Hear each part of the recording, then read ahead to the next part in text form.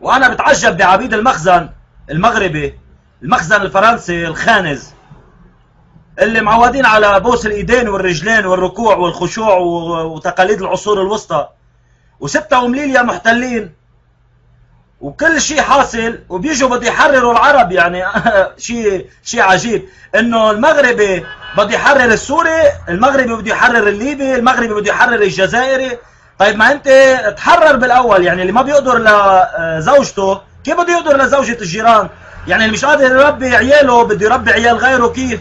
يا اخي تحرروا انتم بالاول وكفى التحريض. انا كنت بصفحات 20 فبراير وكنت شوفكم بس نحكي كلمة الحق تتهمونا دغري جزائري بوليزاريو. يعني هيدي هلوستكم. عدلوا احسان جزائري بوليزاريو، شيوعيين، بنغلاديش، قطر، لبنان، سوريا، يعني اسبان، طليان، كل هيدي الفبركات. اذا انتم مش قادرين تتحرروا يعني ما تحلموا انكم تحرروا العالم. العبد يفك قيوده بالاول وينعتق العبد قبل ما يحرر الاخرين اللي هن اصلا احرار وبيعلموا العالم على الحريه. وبكل الاحوال نحن راضيين هيك. انتم راضيين بعيشه المخزن خليكم، بس فكونا من هالقصه يعني، وما بغيناش نخسروا الهضره معاكم. شوفوا عيقوا وفيقوا الاحوال الخنزين.